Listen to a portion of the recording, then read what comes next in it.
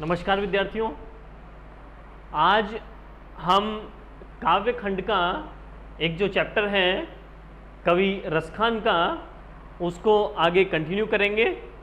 और इसमें हमने दो सवैयों को समझा है पिछली क्लास में। आज हम फिर तीसरा और चौथा सवैया समझने की कोशिश करेंगे। और इस चैप्टर में यानी जो काव्य खंड है, इन काव्य खंड के अध्यायों में दो प्रकार के प्रश्न पूछे जा सकते हैं। पहला तो है भाव सौंदर्य, भाव सौंदर्य के बारे में पूछा जा सकता है। और दूसरा है काव्य सौंदर्य, काव्य सौंदर्य भी कह सकते हैं, या कला सौंदर्य या शिल्प सौंदर्य। ठीक है, तो इस काव्य खंड में दो प्रकार के प्रश्न पूछे जाते हैं, एक तो भाव सौंदर्य और एक काव्य सौंदर्य। हो सकता है कि वो किसी एक पंक्ति का पूछा जाए, और हो सकता है पूरे पद्यांश का या काव्यांश का पूछा जाए। ठीक है, तो आइए सबसे पहले हम समझते हैं भाव सौंदर्य। ठीक है, तो भाव बताना है। ये जो कवित्व सवैया जो हमारा लिखा है, इसका भाव हमको ग्रहण करना है, क्योंकि इसके बीच में से भी किसी भी प्रकार के और भी प्रश्न पूछे जा सकते हैं। इसलिए इस पद्यांश के मूल भाव को हमें ग्रहण करना है। ठीक है, तो आइए समझते हैं। सबसे पहले इसका वाचन करेंगे कि मोर पखा सिर ऊपर राखी हो, गुंज की माल गरे पहिरोगी, ओढ़ी पितंबर ले लकुटी बन, गोधन ग्वारिन संग फिरोगी, भाव तो वो ही मेरो रस खानी जोते, सो तेरे कहे सब स्वांग करोगी, और या मुरली मुरलीधर की अधरान धरी अधरान धरोगी। ठीक है, तो क्या कहा गया है कि इसमें कवि रसखान जी ने लिखा है कि एक जो गोपी है वो दूसरी गोपी से बात कर रही है, और उनमें क्या बातचीत हो रही है, गोपियों में क्या कहना चाह रही है। वो कहना चाह रही है, एक गोपी कहना चाहती है कि मैं कृष्ण के समान स्वांग रच लूंगी, या कृष्ण के समान मैं अवतार जो है ग्रहण करना चाहती हूं, वेशभूषा धारण करना चाहती हूं। ठीक है, तो क्या कहती है एक गोपी दूसरी गोपी से, क्या कहती है कि मोर पखा सिर ऊपर राखी हो। जो जो चीजें कृष्ण जी धारण करते थे, जिस प्रकार की वेशभूषा कृष्ण जी की थी, वैसी ही मैं धारण करना चाहती हूं और कृष्ण के समान बनना चाहती हूं, क्योंकि मुझे उनसे और उनकी वेशभूषा से लगाव है। तो क्या कहती है वो कि मैं कृष्ण के समान ही अपने सिर के ऊपर, मैं अपने सिर के ऊपर राखी हूं, रखूंगी क्या, मोर पंख। जिस प्रकार से कृष्ण जी अपने मुकुट में अपने सिर पर मोर का पंख धारण करते थे, उसी प्रकार मैं भी क्या करूंगी, अपने सिर के ऊपर मोर का पंख धारण कर लूंगी। और क्या करूंगी कि गुंज की माल गरे पहिरोंगी, और गले में, गले का मतलब गले में पहनूंगी, क्या पहनूंगी, गुंज की माला। गुंज का मतलब है गुंजा भी कह सकते हैं उसको, और घुंघुची भी कहा जा सकता है। जैसे छोटे छोटे लाल और जो है काले रंग के जो मोती से टाइप से जो होते हैं, उनको गुंजा कहा जाता है। जिस प्रकार के कृष्ण जी धारण करते थे, उसी प्रकार से गुंजों की माला या कह सकते हैं घुंघुची की माला मैं अपने गले में पहन लूंगी कृष्ण के समान ही।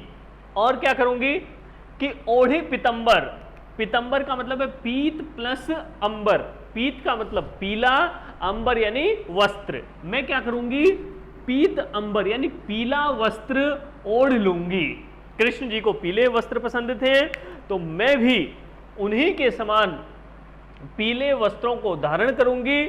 और ले लकुटी, लकुटी का तात्पर्य है लकड़ी, और हाथ में क्या ले लूंगी, लकड़ी ले लूंगी। और वन में, वन का मतलब जंगल में, गोधन, गोधन का मतलब है गाय रूपी धन, गायों के साथ में, और ग्वारनी, ग्वालों के साथ में संग फिरोंगी, फिरती रहूंगी, विचरण करती रहूंगी। जिस प्रकार से कृष्ण जी भी क्या करते थे, गायों को चराते रहते थे, गायों के साथ अपना अत्यधिक समय बिताते थे, ग्वालों के साथ अपना समय बिताते थे। उन्हीं के समान ही मैं भी क्या करूंगी, सबसे पहले तो मैं पीले वस्त्र धारण कर लूंगी और हाथ में लकड़ी लेकर जंगल में क्या करूंगी, कुंज में मैं गाय और ग्वालों के साथ में विचरण करती रहूंगी। ठीक है। और क्या कहना है गोपी का, वो कहती है कि भावतो वही मेरो रसखानी। ठीक है। भावना, भावने का मतलब है भाना या अच्छा लगना, यानी कि वो वही रूप मैं धारण करूंगी जो मेरे कृष्ण जी को रस खान, रस की खान कौन है, कृष्ण जी है। रस की खान किसे कहा गया है, अगर पूछा जाएगा तो हम आंसर देंगे कृष्ण जी। क्यों कहा गया है कि वो रस की खान है, या कह सकते हैं आनंद के भंडार हैं। ठीक है। तो वो भाव तो वही, यानी जो मेरे रसखान को अर्थात कृष्ण को जो अच्छा लगता है, भावना मतलब अच्छा लगना, जो मेरे कृष्ण को अच्छा लगता है, सो तेरे कहे, वो तुम्हारे कहने से, किसके, दूसरी गोपी के कहने से सब स्वांग करूंगी। स्वांग का मतलब है मैं वेशभूषा बना लूंगी या कृष्ण के समान रूप धारण कर लूंगी। कौन सा, कि जो रसखान को पसंद है, अर्थात रस के भंडार कृष्ण को पसंद है। और मैं क्या करूंगी, इतना काम तो मैं कर सकती हूं कि उनके समान वेशभूषा भी धारण कर लूंगी और जितने भी वो सारी चीजें साथ में रखते थे, ठीक है ना, ये गुंजों की माला, ठीक है ना, और मोर मुकुट, ये भी मैं धारण कर लूंगी। लेकिन मैं क्या करूंगी, उनके समान एक काम मैं नहीं कर पाऊंगी। क्या नहीं कर पाऊंगी, वो कहती है गोपी कि मुरली या मुरली मुरलीधर की, ये जो मुरली है, ये जो बांसुरी है जिसको कृष्ण बजाते थे और एक संगीतमय वातावरण चारों तरफ बन जाता था, तो ये मुरली किसकी है, मुरलीधर की है। मुरलीधर का मतलब है मुरली को धारण करने वाला कौन है, कृष्ण जी है। ठीक है ना। तो ये मुरली जो है वो कृष्ण जी की है, जिसको कृष्ण जी ने क्या किया है, अधरान धरी। अधरान का मतलब है होठों पे, अधर का मतलब है होठों पे धारण किया है और उस बांसुरी को उसको बजाया है, मधुर स्वर उत्पन्न किया है और उसको स्पर्श करने से वो जो बांसुरी है, वो जो मुरली है, वो क्या हो गई है, धन्य हो गई है। ठीक है।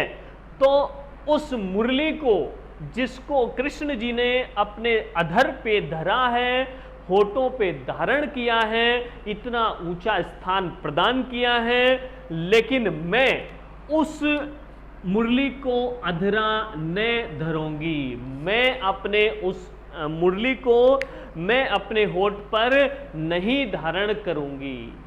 क्यों धारण नहीं करूंगी, क्योंकि मुझे उस मुरली से, उस सामान्य सी जो लकड़ी से बनी हुई, जो काष्ठ से बनी हुई, जो सामान्य सी जो निर्जीव वस्तु है, तो उस निर्जीव वस्तु, ठीक है ना, उस निर्जीव बांसुरी को भी इतना ऊंचा स्थान प्रदान हो गया, कर दिया है कृष्ण जी ने, लेकिन मैं उसको क्या करूंगी, अपने अधर पर धारण नहीं करूंगी, क्योंकि मुझे उससे क्या है, ईर्ष्या है, जलन है। ठीक है ना, ठीक है ना। उस सामान्य सी मुरली को इतना ऊंचा स्थान दे दिया गया है और उसको अपने होठों पर धारण करते हैं ईश्वर श्री कृष्ण। ठीक है ना। और इसलिए मुझे उस जो है उससे ईर्ष्या है, बांसुरी से, इसलिए मैं उसको अपने होठों पर धारण नहीं करूंगी। ठीक है ना। तो यहां पर क्या कहा गया है कि अधरान, अधर का मतलब है होठ, किसके होठ, कृष्ण के होठ। यहां पर जो अधर आया है वो कृष्ण के लिए आया है, कृष्ण के होठों के लिए। यहां पर भी लिखा हुआ है अधरान ने। ठीक है ना। ये अधर का मतलब भी होठ है, ये किसके, गोपी के होठ। ठीक है ना। शब्दों की आवृत्ति हुई है, अधरा और अधरा।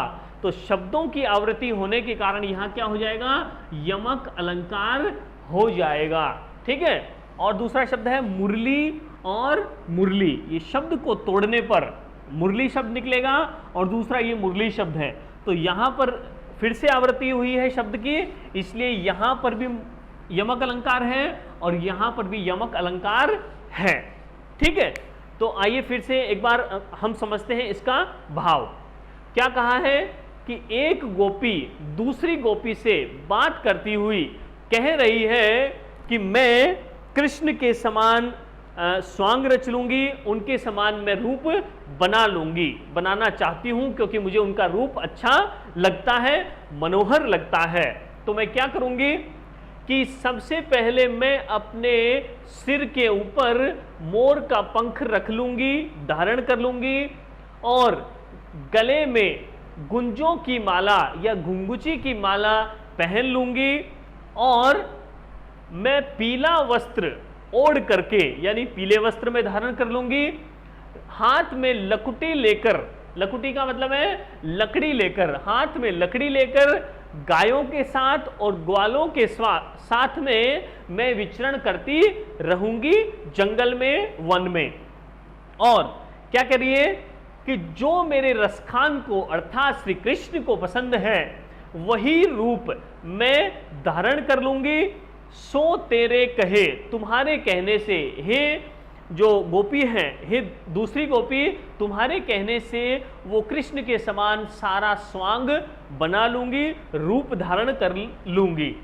परंतु मैं ये जो मुरली है ये कृष्ण की मुरली है और कृष्ण ने इसको अपने होठों पर धारण किया है, इसको ऊंचा दर्जा प्रदान किया है, सम्मान दिया है, परंतु मैं इसको अधरानधरी, ठीक है, अधरानधरी का मतलब कृष्ण ने अपने अधर पर धारण किया है, परंतु मैं इसे अपने अधरों पर धारण नहीं करूंगी क्योंकि मुझे इससे ईर्ष्या है कि सामान्य सी, निर्जीव सी, तुच्छ सी वस्तु को कृष्ण जी ने इतना ऊंचा स्थान दे दिया है और मधुर स्वर वो उत्पन्न कर रहे हैं, ठीक है ना, और हम उनसे दूरी झेल रहे हैं, वियोग झेल रहे हैं। ठीक है। तो ऐसा बताया गया है, ऐसा कहा गया है कि मैं सारा रूप तो धारण कर सकती हूं, लेकिन मैं उनकी बजाई हुई जो मुरली है उसको अपने होठों पर धारण नहीं करूंगी, वो उससे मुझे ईर्ष्या या जलन हो गई है। ठीक है ना। तो ये हो गया हमारा भाव सौंदर्य। अब हम समझते हैं काव्य सौंदर्य। काव्य में हमको क्या लिखना होगा,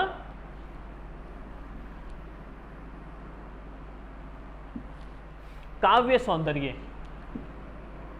तो काव्य में हमको क्या लिखना होता है, व्याकरण से संबंधित कोई बातें। जैसे हम लिख सकते हैं यहां पर छंद, ठीक है, तो यहां पर छंद हम लिख देंगे सवैया छंद। ठीक है, ये सवैया छंद है। और फिर हम लिख देंगे भाषा, तो भाषा लिख देंगे ब्रज भाषा। फिर हम लिख देंगे रस, तो हो जाएगा श्रृंगार रस। और फिर हम लिखेंगे अलंकार, तो अलंकार में हम लिखेंगे कि शब्दों की आवृत्ति के कारण यहां यमक अलंकार का प्रयोग हुआ है। ठीक है ना। तो इस प्रकार से हम ये कुछ बातें यहां पर लिख सकते हैं। ठीक है। बात करते हैं नेक्स्ट पैराग्राफ की। चौथा जो पैराग्राफ है इसमें क्या कहा गया है, समझिए कि काननी दे अंगूरी रही वो जब ही मुरली धुनि मंद बजे हैं, और मोहनितानन सोरस खानी अटा चढ़ी गोधन गए हैं तो गए हैं, और टेरी कहो सिगरे ब्रज लोगनी काल ही को कितनो समझे हैं, और माई रिवा मुख की मुस्कानी संहारी न जय न जय न जय। तो एक गोपी कहना चाह रही है, अपने विचारों को व्यक्त करना चाह रही है, ठीक है ना, वो बताना चाहती है कि कृष्ण का जो स्वरूप है बहुत ज्यादा मनमोहक है, ठीक है, आकर्षित करने वाला है, मुग्ध कर देने वाला है। ठीक है ना। तो मैं क्या करूंगी, और मैं उनसे दूर रहना चाहती हूं, ठीक है ना, उनकी मुरली से मुरली को मैं सुनना नहीं चाहती हूं, अगर उनकी मुरली की, उनकी बांसुरी की आवाज मेरे कानों में पड़ गई तो मैं क्या हो जाऊंगी, अट्रैक्ट हो जाऊंगी, आकर्षित हो जाऊंगी, मुग्ध हो जाऊंगी। ठीक है ना। जिस प्रकार से हमने देखा गुरुत्वाकर्षण, ग्रेविटी, जैसे कि पृथ्वी हमको अपनी ओर खींचती है, ठीक है ना। जैसे कोई भी वस्तु है, मैंने उसको ऊपर फेंका तो वापस ही न चाहते हुए भी ये वस्तु वापस नीचे ही चली जाएगी, ठीक है ना। हम चाहें या न चाहें फिर भी चली जाएगी। उसी प्रकार कृष्ण के स्वरूप में एक जादू था, कृष्ण के बांसुरी के संगीत में एक आकर्षण था, एक खिंचाव था, ठीक है ना। वो क्या करती थी, उनकी बांसुरी वो सभी मनुष्यों को आकर्षित कर लेती थी, चाहे वो जवान पुरुष हो, बच्चे हो, बूढ़े हो, या फिर पशु हो या पक्षी हो, सभी उनके और आकर्षित हो जाते थे, ठीक है ना। तो गोपी क्या कहना चाह रही है कि मैं इनकी मुरली से दूर रहना चाहती हूं। अगर मैंने कृष्ण की मुरली को थोड़ा भी सुना तो मैं क्या हो जाऊंगी, उनके प्रति समर्पित हो जाऊंगी, मैं उनकी तरफ आकर्षित हो जाऊंगी। तो समझिए, सबसे पहले भाव सौंदर्य, क्या भाव बताया है कि गोपी कहती है कि काननी दे अंगुरी, कानों में अंगुली देकर रहूंगी, कानों में इस प्रकार मैं अंगुली डाल दूंगी, यानी कानों को बंद कर लूंगी, यानी मुझे कोई स्वर सुनाई नहीं देना चाहिए। क्यों नहीं सुनाई देना चाहिए?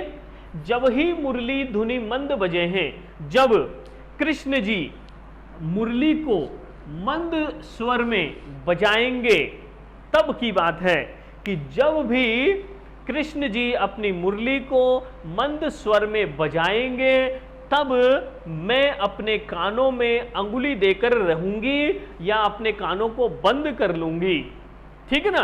क्यों बंद कर लूंगी? कि मोहनी ताननी सो रस खानी, और मनमोहक जो तान है, तान का मतलब हो गया स्वर, मनमोहक स्वर, और मनमोहक स्वर में जब रसखानी, रसखान का मतलब है कृष्ण जी क्या करेंगे, अटा चढ़, अटा का मतलब है अट्टालिका, अट्टालिका पर चढ़कर, ऊपर चढ़कर, छत पर चढ़कर वो क्या करेंगे, गोधन। गोधन का तात्पर्य क्या है? पिछले पैराग्राफ में हमने समझा, सवैये में समझा कि गोधन का मतलब गाय रूपी धन भी होता है, गोधन का मतलब गाय, ठीक है ना। और इसका दूसरा अभिप्राय क्या है? गोधन एक प्रकार का गीत भी है या स्वर भी है, ठीक है ना। तो गोधन का मतलब गीत। तो ये कृष्ण जी जब अट्टालिका पर चढ़कर और गोधन नामक जो गीत है या स्वर है, गेहे तो गेहे यानी गाए तो गाते रहे, मुझे उनसे कोई फर्क पड़ने वाला नहीं है। कब नहीं फर्क पड़ेगा? जब मैं अपने कानों को बंद कर लूंगी तब, ठीक है ना। तो इसलिए क्या कह रही है वो कि मैं जब रसखान यानी कृष्ण जी जब मनमोहक स्वर में मुरली बजाएंगे, कहां पर? अट्टालिका पर चढ़कर, और गोधन रूपी गीत को गाएं तो गाते रहें, मैं उनकी तरफ आकर्षित नहीं होंगी। और टेरी कहो सिगरे ब्रज लोगनी, टेर का मतलब है पुकारना, मैं पुकार करके कह देती हूं, सिगरे का मतलब सभी, समस्त ब्रज के लोगों से, कि गोपी दूसरी गोपी से कह रही है कि मैं पुकार करके कह देती हूं सभी ब्रज लोगों, ब्रज के निवासियों से, ब्रज के लोगों से, कि काल ही को यानी कल कोई भी मुझे कितना भी समझाएगा, यानी मैं अभी बता रही हूं, अभी मैं चेतावनी दे रही हूं सब लोगों से, गांव के सभी लोगों से, कि पुकार कर मैं कह देती हूं सभी ब्रज के लोगों से, कल कोई भी मुझे कितना भी समझाएगा, लेकिन मैं समझने वाली नहीं हूं। क्यों नहीं समझूंगी? अगर कृष्ण की मुरली की आवाज को मैंने थोड़ा भी समझा तो मैं चाहते हुए भी रुक नहीं पाऊंगी, अनायास ही बिना प्रयास के ही मैं क्या हो जाऊंगी, कृष्ण को समर्पित हो जाऊंगी, उनकी मुरली के मधुर स्वर के प्रति मोहित हो जाऊंगी, मुग्ध हो जाऊंगी। और माई मुख की मुस्कानी, और यदि मैंने कृष्ण की मुरली को सुन लिया तो मैं क्या करूंगी कि हे मां, मेरी मुख की जो मुस्कान है फिर वो क्या होगी, संभाली नहीं जाएगी। और लिखा है संभाली न जेहे न जेहे न जेहे। इसका तात्पर्य क्या है कि बिल्कुल भी संभाली नहीं जाएगी। क्या नहीं संभाली जाएगी, मेरी मुस्कान। मैं क्या करने लगूंगी, मुस्कुराने लगूंगी, स्माइल देने लगूंगी, खुश हो जाऊंगी। क्यों खुश हो जाऊंगी, क्योंकि मैं अगर कृष्ण की मुरली को सुन लूंगी तब, ठीक है ना। तो इसलिए मैं कृष्ण की मुरली को नहीं सुनना चाहती हूं, आकर्षित नहीं होना चाहती हूं। फिर से एक बार समझेंगे इसको कि एक गोपी दूसरी गोपी से कह रही है कि जब कृष्ण जी मंद स्वर में मुरली को बजाएंगे तब मैं कानों में अंगुली देकर रहूंगी या अपने कानों को बंद कर लूंगी, और तब फिर अटाली पर चढ़कर कृष्ण जी मनमोहक स्वर में गोधन रूपी गीत गाए तो गाते रहे, मैं उनके प्रति समर्पित नहीं होंगी, आकर्षित नहीं होंगी। और मैं सभी ब्रज के लोगों से पुकार करके कह देती हूं, कल कोई मुझे कितना भी समझाएगा लेकिन मैं समझने वाली नहीं रह पाऊंगी, समझ नहीं सकूंगी यदि मैंने कृष्ण की मुरली को सुन लिया तो, ठीक है ना। यदि दो बातें यहां बताई गई है, एक तो कृष्ण की मुरली और कृष्ण की जो मुस्कान, ये दो चीजें बताई है। अगर मैं कृष्ण की मुरली को सुन लूंगी तो भी आकर्षित हो जाऊंगी, और कृष्ण की मुस्कान को देखकर भी मैं आकर्षित हो जाऊंगी, ठीक है ना। तो यहां पर क्या कहा है कि यदि उनकी मुस्कान को मैंने देख लिया या फिर कृष्ण की मुरली को मैंने सुन लिया तो फिर मेरी भी जो मुस्कान है वो मुझसे संभाली नहीं जाएगी। अर्थात मेरी मुस्कान को मैं नहीं संभाल पाऊंगी, ठीक है ना। मैं मुस्कुराने लगूंगी अनायास ही, न चाहते हुए भी, क्योंकि कृष्ण का एक अलग ही प्रकार का प्रभाव है, एक अलग ही प्रकार का जादू है, और मैं भी उस प्रभाव में लिप्त हो जाऊंगी, संलग्न हो जाऊंगी, और न चाहते हुए भी वही करूंगी जो कृष्ण कर रहे हैं या कृष्ण जी चाहते हैं, ठीक है ना। तो ये हमने समझा इस कविता का, इस सवैये का भाव। अब हम समझते हैं इसका काव्य सौंदर्य। तो काव्य सौंदर्य में हम क्या लिखेंगे, काव्य सौंदर्य या शिल्प सौंदर्य, ठीक है। काव्य सौंदर्य में हम लिखेंगे, सबसे पहले भाषा लिख देंगे तो वही ब्रज भाषा है। छंद लिखेंगे तो छंद हो जाएगा, छंद यहां पर हो जाएगा सवैया छंद है। फिर हम लिखेंगे रस, तो लिखेंगे श्रृंगार रस हो जाएगा, और अलंकार लिखेंगे तो यहां पर हमको देखने को मिल रहा है कि यहां लिखा है माईरिवा मुख की मुस्कानी, मैं, ठीक है ना। मैं आ रहा है यहां पर, ठीक है।